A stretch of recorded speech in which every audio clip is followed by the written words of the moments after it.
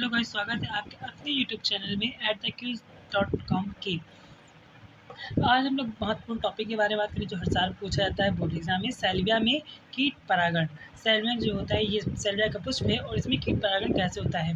कीट में मधुमक्खियाँ भी हो सकती हैं या कोई इंसेक्ट्स वगैरह भी होते हैं। इससे सैल्विया के कीट में परागण होता है। तो अपने पहले डिफिनेशन समझेंगे, फिर डायग्राम में आते हैं। तो डिफिनेशन में क्या है कि सैल्विया में कीट परागण कैसे होता है। जो सैल्विया का पुष्प है यह द्विओष्ठी होता है, मतलब दो ओठों वाला होता है और इसका ऊपरी पोस्ट होता है वह प्रजनन अंगों की रक्षा करता है। इसमें पहले हम समझिए ये सैल्विया का पुष्प है और ये पहला ओष्ठ और द्वितीय ओष्ठ, ये जो पहला अंग होता है यह प्रजनन अंगों की रक्षा करता है, जिसे स्टिग्मा कहते हैं। तथा निचला ओष्ठ मधुमक्खियों के बैठने के लिए मंच का कार्य करता है। आप लोग देख रहे होंगे तो ये निचला ओष्ठ है, ये मधुमक्खी इसमें बैठी हुई, ये मधुमक्खी के बैठने का कार्य करता है, जैसे मंच का कार्य करता है। और जो पहला अंग होता है उसे वह प्रजनन अंगों की रक्षा करता है। पुष्पों में पुंकेसर स्त्री केसर से पहले पकते हैं, है ना। और इसमें दो पुंकेसर होते हैं, और इनका फिलामेंट मतलब डंठल तंतु, जो पुष्पों के पहले बाद में लगा होता है, जैसे ये रहा, ये चीज़ क्या है, डंठल तंतु बहुत छोटा होता है। इनका निचला सिरा होता है लीवर की भांति मुड़ा होता है। ये आ गया, ये जो निचला सिरा होता है ये चीज़ लीवर की भांति नीचे मुड़ा होता है,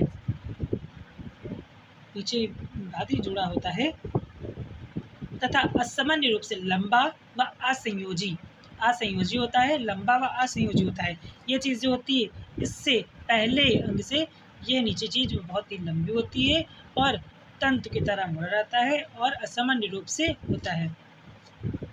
पुंकेसर के ऊपरी सिरे पर एक परागकोश पाली लगी होती है, तथा पुंकेसर निचले सिरे पर बंद पाली लगी होती हैं, जो मुख परिस्थिति होती है। ये देखिए, ये मुख परिस्थिति है, जो एक और दूसरी पाली, पहली पाली, ये दूसरी पाली, जो कि मुख में स्थित होती हैं। जब मकरंद की खोज में, मकरंद के पुष्प में होता है, जब मकरंद की खोज में कोई मधुमक्खी, जब कोई भी चीज़ मतलब कोई भी जब मकरंद की खोज में कोई मधुमक्खी दलकुंज की नली में प्रवेश करती है, तो निचली बंद परागकोश की पालियों को धक्का देता है। जो निचला बंद है ये चीज़ है ना, ये धक्का देता है। ये चीज़ जो होती है ये चीज़ धक्का देता है। जैसे ही ये धक्का देता है वैसे ही जिससे संयोजी का ऊपरी खंड लीवर की भांति जो नीचे झुका होता है ना, और ऊपरी परागकोश